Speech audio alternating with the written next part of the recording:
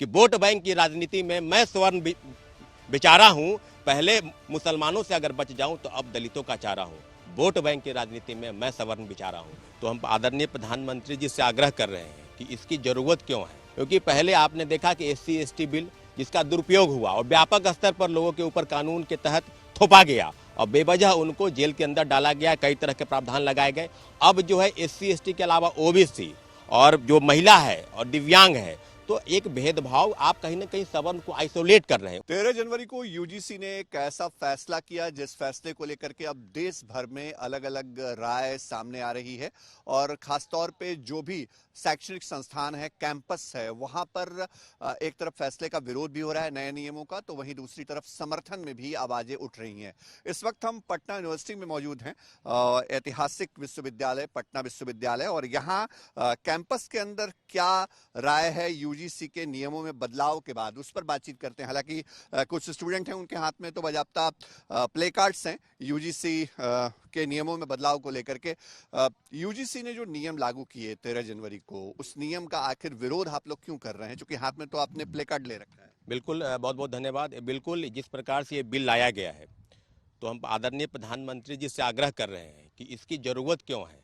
अगर जब हम विश्वविद्यालयों में जाते हैं, जैसा कि यूजीसी ने ये बिल लाया है, तो कहीं ना कहीं एक आप समानता की बात करते हैं। हम लोग पढ़े लिखे लोग हैं, एक समाज बनाने की बात करते हैं, देश को आगे बढ़ाने की बात करते हैं, तो वहाँ तो कहीं जाति और धर्म की बात होती नहीं है, सब लोगों को एक समानता की तरफ बात की जाए। लेकिन ये जो बिल आया है, इसमें कहीं ना कहीं एक टकराव जैसी स्थिति है, क्योंकि पहले आपने देखा कि SC/ST बिल जिसका दुरुपयोग हुआ और व्यापक स्तर पर लोगों के ऊपर कानून के तहत थोपा गया और बेवजह उनको जेल के अंदर डाला गया, कई तरह के प्रावधान लगाए गए।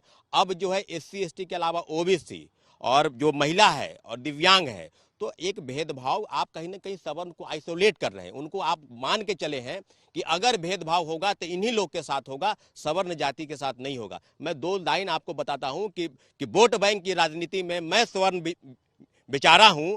पहले मुसलमानों से अगर बच जाऊं तो अब दलितों का चारा हूं। वोट बैंक की राजनीति में मैं सवर्ण बेचारा हूं। लेकिन एक सवाल ये पैदा होता है ना कि जो कमजोर वर्ग के छात्र हैं, अगर उनको प्रोटेक्शन दिया जा रहा है नियमों में बदलाव के जरिए, तो इसमें फिर क्यों आशंका है कि सवर्णों के साथ या सवर्ण स्टूडेंट, जनरल स्टूडेंट के साथ भेदभाव होगा?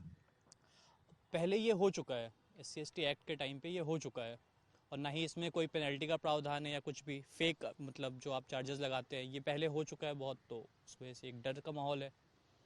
क्या ये भी आशंका है कि अगर शिकायत गलत हुई, बाद में अगर गलत निकली, तो भी जो कार्रवाई है वो हो जाएगी? कार्रवाई तो पहले होती ही है, जांच तो उसके बाद हो रहा है, तो मतलब अब क्या है नहीं है कि सही नहीं रहता। आपको क्या लगता है, अपना नाम बताइए, अब आपको क्या लगता है यूजीसी ने जो बदलाव किए हैं 13 जनवरी को, वो सही हैं, गलत हैं, क्या उनमें सुधार होना चाहिए, कहाँ आपत्तियां कहाँ हैं?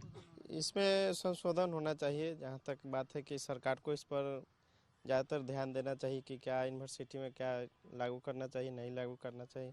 क्या आशंकाएं क्या हैं, क्योंकि कमजोर वर्ग के छात्रों को अगर सहूलियत दी जा रही है, उसके लिए बजाता इक्विटी कमेटी का गठन की बात कही गई है, 24/7 कॉल सेंटर सपोर्ट की बात कही गई है, तो इसमें क्या आपत्ति? कानून जो आया है उस पर विचार विमर्श करके, संशोधन करके, जो सबके लिए अच्छा हो वो लागू करना चाहिए। इसमें लगता है कि कहीं आपत्ति है किसी बात को लेकर के? आपत्ति तो है, अपर कास्ट में भी आपत्ति है, इसको मैंने दोनों को मिला जुला कर चलना चाहिए।